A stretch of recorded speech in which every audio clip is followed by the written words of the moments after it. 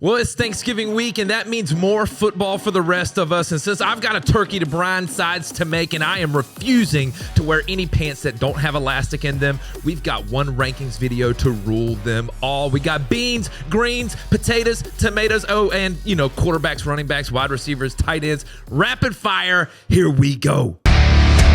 What's up, Headliner Nation? My name is Brad, the Rankings King. And before we dive into this week's rankings, just a reminder that these are the consensus rankings from the Headliners team.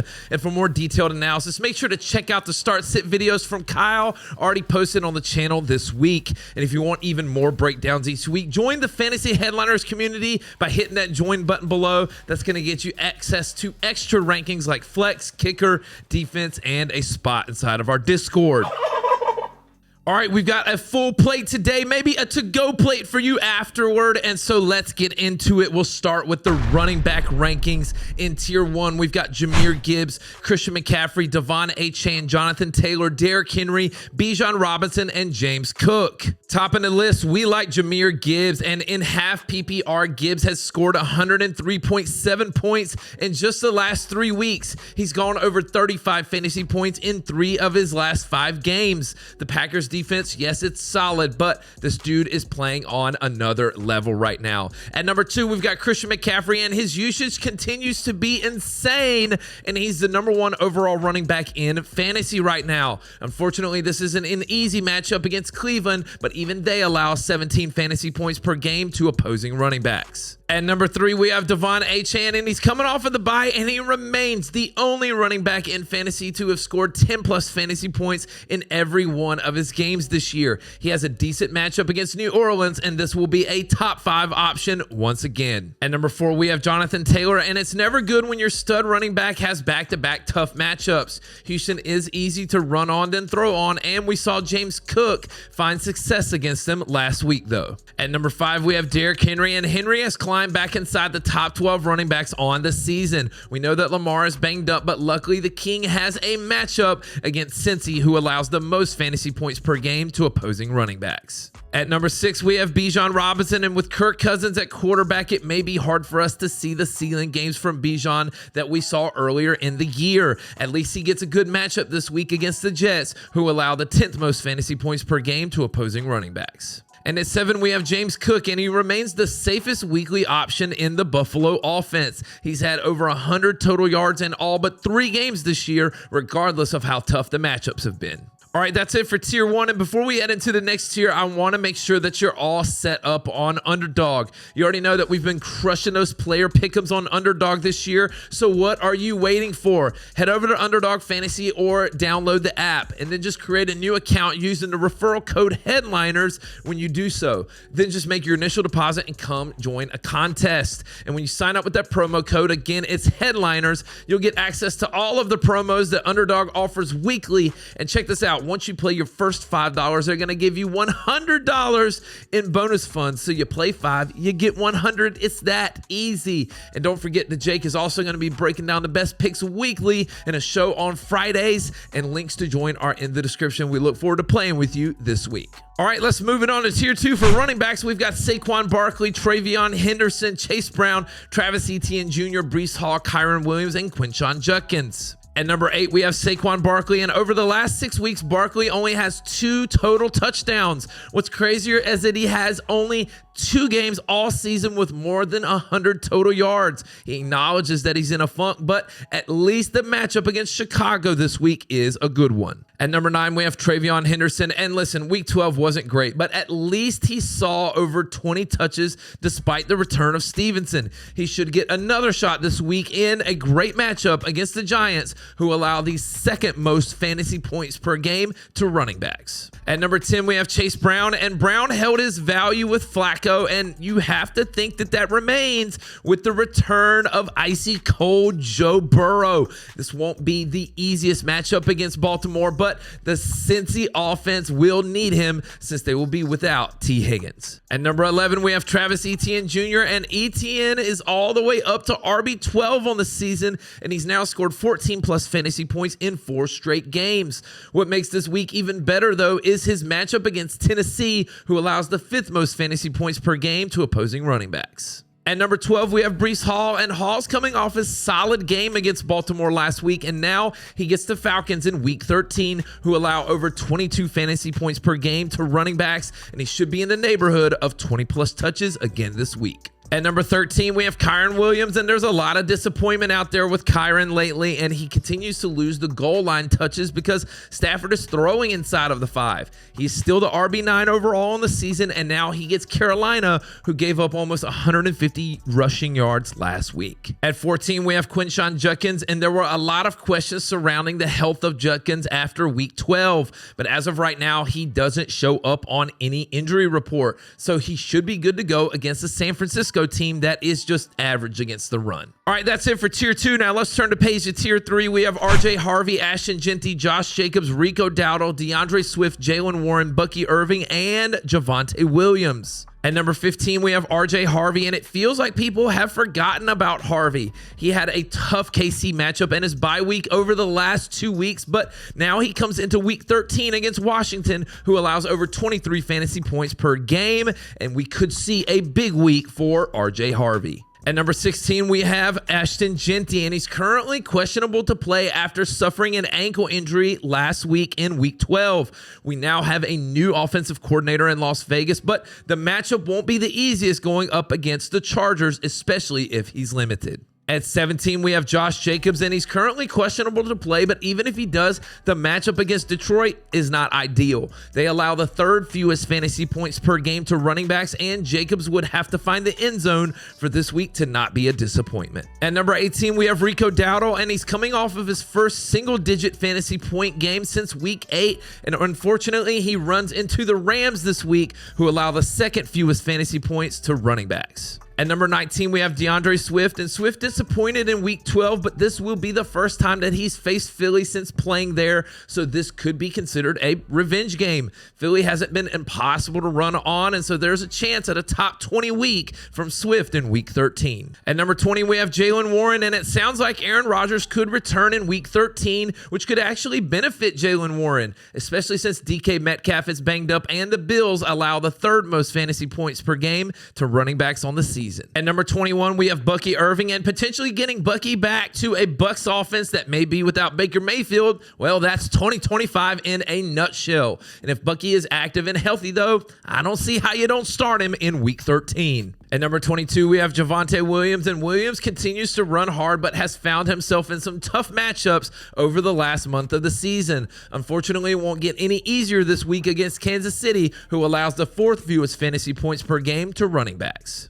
All right, that's it for tier 3. Now let's move it on to tier 4. We have Kareem Hunt, Kenneth Walker III, Woody Marks, Aaron Jones, Tyrone Tracy, Kenneth Gainwell, Chris Rodriguez, and Devin Neal. At 23, we have Kareem Hunt, and yes, Pacheco will return in Week 13, but are we really worried about a running back that's done hardly anything in 2 years? Hunt is still the safest option in this backfield and has scored touchdowns in 4 straight games. At number 24, we have Kenneth Walker III, and Walker has back-to-back games with over 100 total yards, but all we can focus on is Charbonnet stealing touchdowns in an average matchup against Minnesota. We're hoping that he can see at least 16 touches this week. At 25, we have Woody Marks, and it's been disappointing over the last 6 weeks of the season to see Woody Marks get additional volume but not do anything with it. He's barely averaging 3.5 yards per carry and only has 4 touchdowns on the season. At number 26, we have Aaron Jones, and JJ McCarthy is currently in concussion protocol, and if the Vikings have to start Max Brosmer against the Seahawks, Aaron Jones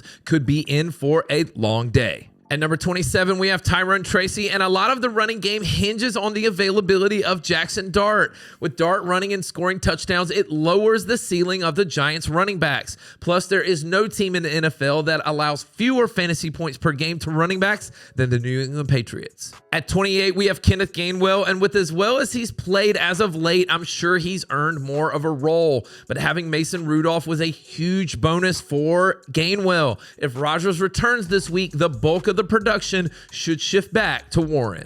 At number 29, we have Chris Rodriguez, and he's coming off of the bye and seems to have control of the lead back duties in Washington. This won't be an easy matchup going up against Denver, though, but we're hoping that he can still see close to 15 touches this week. And at number 30, we have Devin Neal, and with the injury to Alvin Kamara, we could see Neal as the lead running back in New Orleans. He's going to lose some carries to Taysom Hill, but Miami does allow the 9th most fantasy points per game to opposing running backs. All right, so there's your top 30 running backs in tiers 1, 2, 3, and 4. And we've got a couple of guys on the outside looking in with Tony Pollard, David Montgomery, Kamani Vidal, Zach Charbonnet, Bam Knight, and Kyle Monangai. All right, and that's it for the running back rankings. Now let's move on to the quarterback position. In tier 1, we have Patrick Mahomes, Josh Allen, Jalen Hurts, Drake May, and Matthew Stafford. At number 1, we have Patrick Mahomes, and Mahomes is the QB3 on the season, and he takes his undefeated Thanksgiving Day record to Dallas,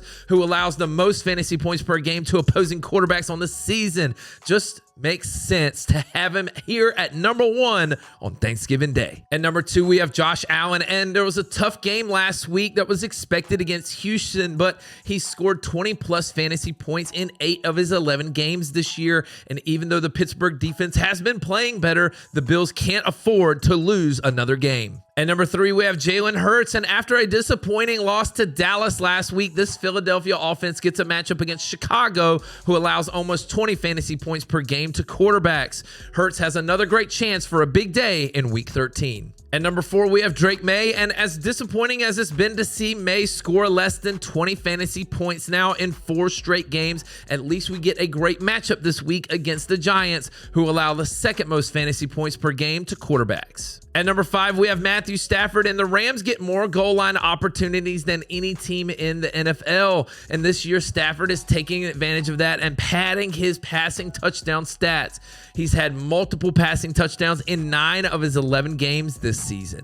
All right, that's it for tier 1. Now let's look at tier 2. We've got Lamar Jackson, Dak Prescott, Joe Burrow, Jacoby Brissett, Jared Goff, Bo Nix, and Justin Herbert. At 6, we have Lamar Jackson, and Jackson is currently questionable with a toe injury, and he's had back-to-back games with less than 8 fantasy points. If he's healthy, we can't overlook the fact that the matchup against Cincinnati is great, since they allow over 21 fantasy points per game to quarterbacks. At number 7, we have Dak Prescott, and back-to-back great fantasy games for Prescott, and now he'll get the toughest matchup that he's had in a while against KC. But with Pickens and Lamb paired with the matchup that they're gonna have to throw in, Dak is still considered a top 10 option. At number 8, we have Joe Burrow, and it's the return of Joe Shiesty, and all signs are pointing to him starting Thanksgiving Day against the Ravens. He won't have Higgins, and the Ravens defense has been playing better as of late, but you have to expect a lot of Burrow to chase in Week 13. At number 9, we have Jacoby Brissett, and since becoming a starter in Week 7, he is the QB5 overall in fantasy.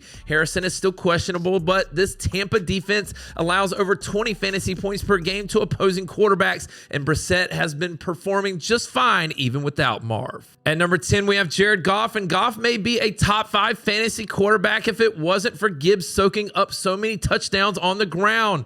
He struggled at times against Green Bay, but with the way that this offense scores, he has to be a top 12 option. At number 11, we have Bo Nix, and coming off of the bye, we're hoping that this offense can find some consistency. They've been pretty up and down as of late, but they have a great matchup this week against Washington, who allows over 20 fantasy points per game to quarterbacks. At number 12, we have Justin Herbert, and he's coming off of the bye and back-to-back bad games. He's really struggled with all the injuries on the offensive line, and even though this is a decent matchup against Vegas, he's nowhere near as safe as he was earlier in the season. All right, that's it for tier 2. Now let's move it on to tier 3. We've got Sam Darnold, Caleb Williams, Trevor Lawrence, Jordan Love, Brock Purdy, Tua Tagovailoa, Davis Mills, and Daniel Jones. At number 13, we have Sam Darnold, and it's the Sam Darnold revenge game. All of his weapons are healthy, and you know he is going to want to stick it to his former team in Minnesota.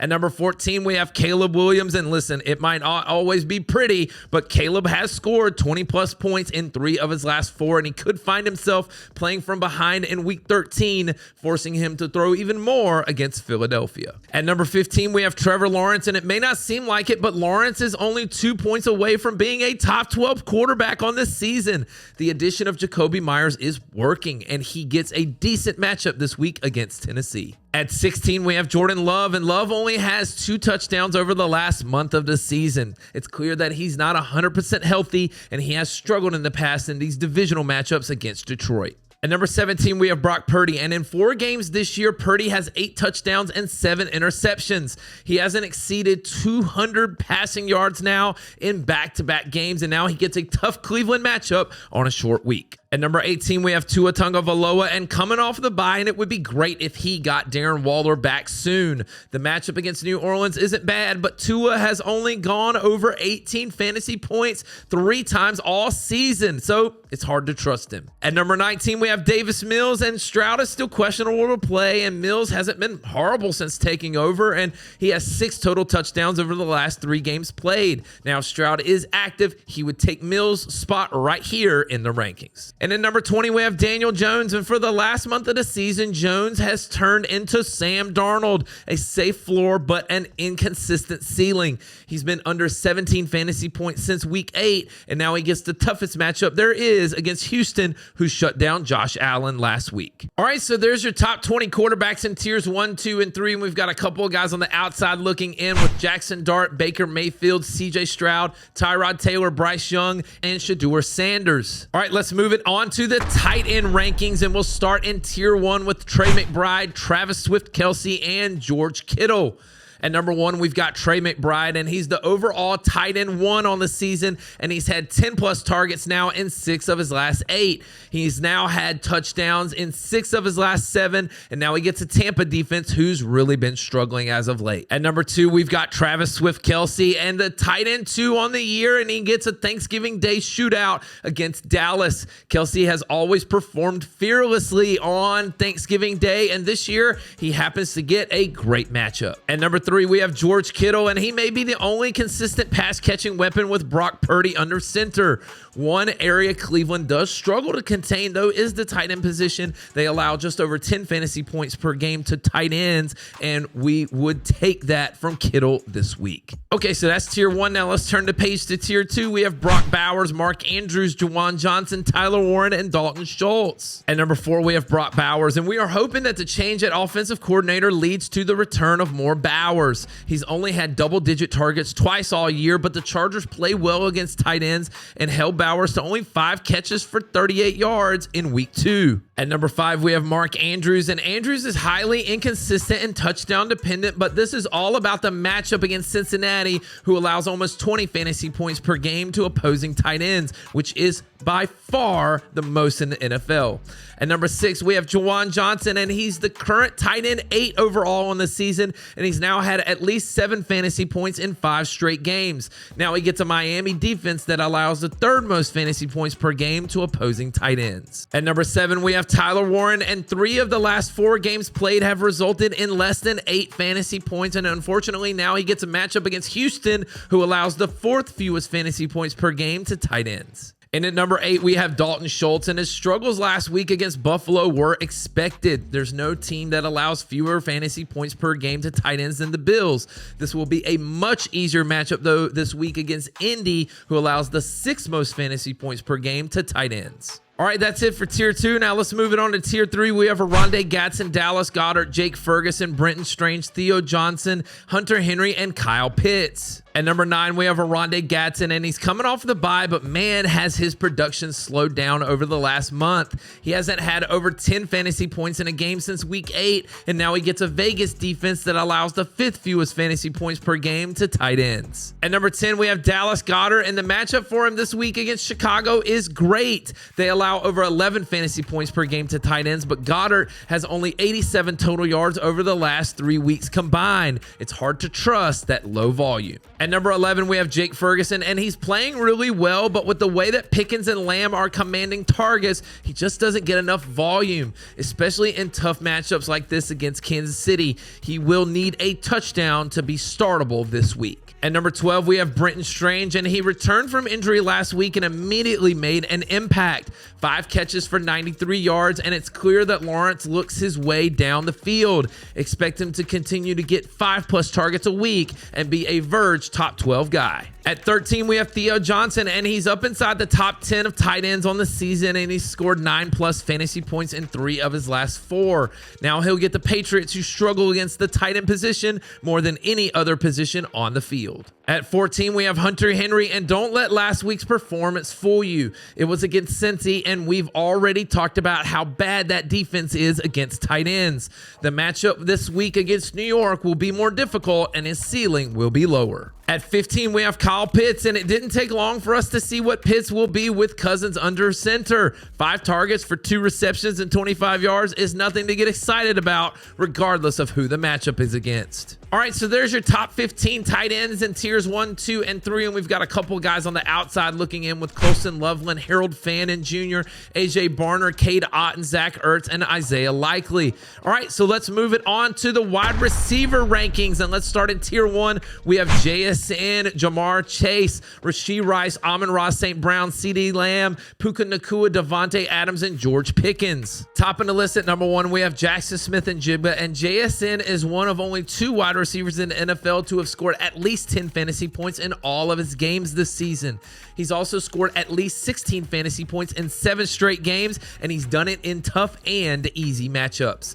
At number 2, we have Jamar Chase, and he's coming off of his 1-game suspension, and he gets Joe Burrow back, and T. Higgins has already been ruled out. I think it's safe to say that we'll get a lot more Jamar Chase against Baltimore in Week 13. At number 3, we have Rashee Rice, and since returning in Week 7, he is the wide receiver 3 overall in fantasy. He's had 6+ receptions in 4 of his 5 games, and now he gets a Thanksgiving Day matchup against Dallas, who allows over 30 fantasy points per game to opposing wide receivers. At number 4, we have Amon-Ra St. Brown, and the late season St. Brown push is upon us. He's had 10+ targets now in 5 of his last 6, and he's the current wide receiver 3 on the season, and now he gets a tough matchup against Green Bay, who held him to 4 for 45 in Week 1. At number 5, we have CeeDee Lamb, and drops have killed some big games for Lamb over the last couple of weeks. Kansas City is easier to throw on than run on, and a lot of defensive attention goes the way of Pickens, but we can't afford to have the drops in a matchup like this on Thanksgiving. At number 6, we have Puka Nacua, and Puka would be right there with JSN if he got the touchdown opportunities that go to Davante Adams.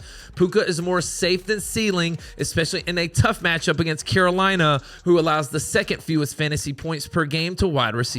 At number 7, we have Davante Adams, and Adams may be the best goal line back in football. He's had 7 touchdowns inside the 5-yard line over the last 5 weeks. Carolina is a tough matchup, though, but I doubt that they can contain both Puka and Adams in Week 13. At number 8, we have George Pickens, and Pickens is one of the hottest wide receivers in football. He's the current wide receiver 2 on the season, and he scored at least 10 fantasy points in every game except Week 1. It's a tough matchup against Kansas City, but nobody's been able to contain him all season. All right, that's it for tier 1. Now let's move it on to tier 2. We have Jalen Waddle, Ladd McConkey, Nico Collins, Chris Olave, A.J. Brown, Ted McMillan, Devontae Smith, and Michael Wilson. At number 9, we have Jalen Waddle, and Waddle had a down game in Week 11 and the bye in Week 12. And this week, he gets an average Saints defense and will have a chance at a top 12 week. At number 10, we have Ladd McConkey, and Ladd is coming off of one of his worst games of the year and his bye week. At least he gets a good matchup against Vegas, who allows over 30 fantasy points per game to opposing wide receivers. At number 11, we have Nico Collins, and Nico took a shot to the ribs in Week 12, which really limited his overall production. Right now, we don't know whether it's Stroud or Mills, but one thing is for sure, he's going to be covered in sauce this week. At number 12, we have Chris Olave, and Olave continues to see ridiculous volume. Now with the injury to Alvin Kamara, this offense is down yet another weapon. Miami is easier to run on, but with 10+ target potential, it's enough to keep Olave in the top 20. At 13, we have A.J. Brown, and there's no denying that A.J. Brown is one of the best receivers in football. It's the offense that limits his production. He hasn't had back-to-back good games all season long, but he has a chance this week against a poor Bears defense. At 14, we have King Ted McMillan, and we gotta love how Ted followed up his his career game in week 11 with 2 catches for 35 yards and a touchdown in week 12. He still saw a decent target share though, and this week it should be easier to throw on the Rams than to run on them. At 15, we have Devontae Smith, and Devontae remains the safest pass catching option in Philly. He's had 11 plus fantasy points now in 4 of his last 5 and can hopefully take advantage of this matchup this week since Chicago allows almost 30 fantasy points per game. At number 16, we have Michael Wilson, and there's a chance that Marvin Harrison returns this week, but after what we've seen from Michael Wilson the last 2 games,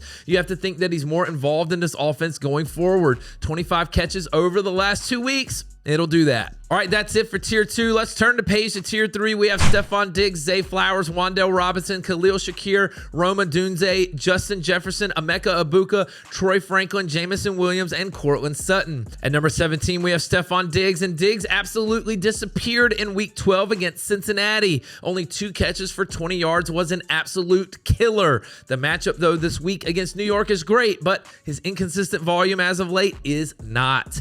At number 18, we have Zay Flowers, and Flowers isn't winning us fantasy matchups as of late, but he also isn't killing us either. He's been between 8 to 10 fantasy points in 7 of his last 8 games played. Lamar is currently questionable as well, so Flowers is just a Verge wide receiver 2. At number 19, we have Wan'Dale Robinson, and Wan'Dale is coming off of his best game of the season, and he's all the way up to wide receiver 11 on the year. He'll once again be the top pass catcher for the Giants this week against a Patriots defense that's easier to throw on. At number 20, we have Khalil Shakir, and Shakira is coming off of his first game of the season with double-digit targets and over 100 yards receiving. He will continue to be the safety blanket in this offense, and the Steelers allow the second most fantasy points per game to wide receivers. At number 21, we have Rome Odunze, and I am the president of the Rome Odunze Support Club, and Rome just cannot seem to get back on track. He's had 15 targets over his last 2 games, but he's only brought in 5 of them.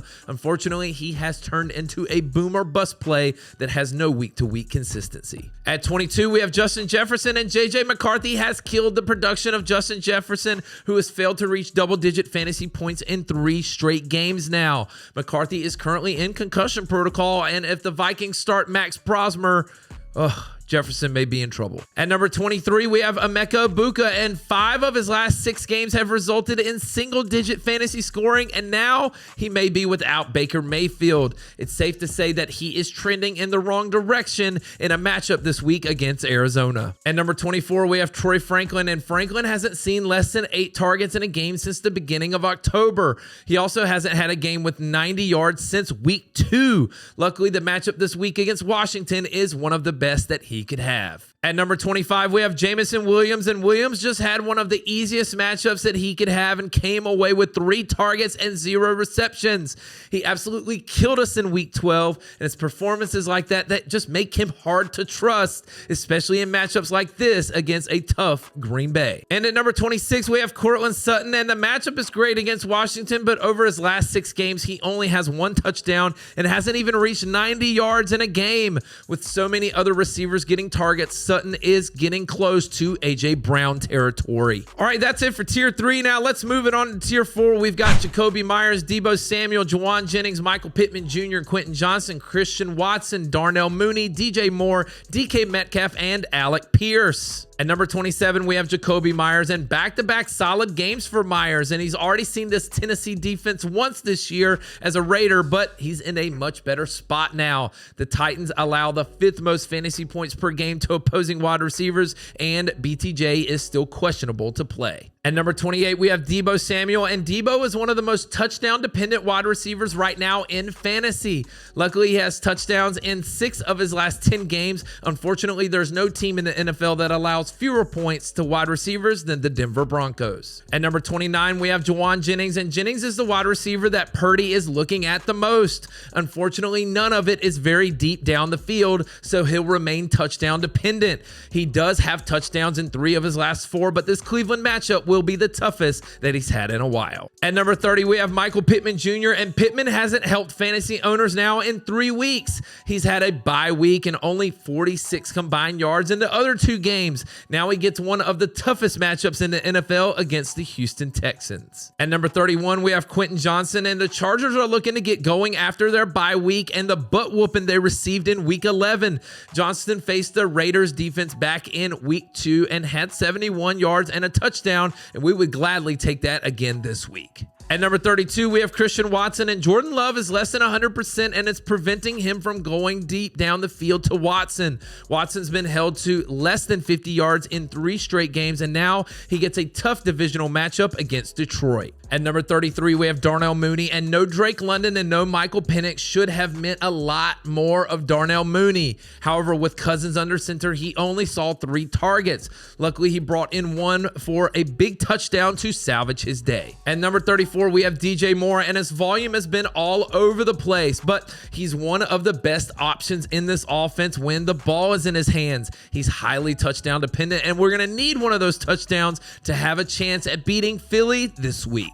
At number 35, there's DK Metcalf, and there's a lot of unknowns surrounding DK Metcalf right now. He's currently questionable to play, and Aaron Rodgers' availability is still up in the air. It's going to be an uphill battle against the Bills team that is easier to run on. And at number 36, we have Alec Pierce, and seeing Pierce bring in only 1 catch in week 12 was horrible. Unfortunately, it won't be much easier this week against Houston, who is a better defense than what Pierce faced last week in Kansas City. All right, that's it for your top 36 wide receivers in tiers 1, 2, 3, and 4. And we've got a few guys on the outside looking in with Keenan Allen, Ricky Pearsall, Xavier Worthy, Parker Washington, Romeo Doubs, Jaden Higgins, and that wraps up our Thanksgiving week ranking special. And whether you're watching football, eating leftovers, or making a playoff push, we are grateful to have you rocking with us, Headliner Nation. We're thankful for you.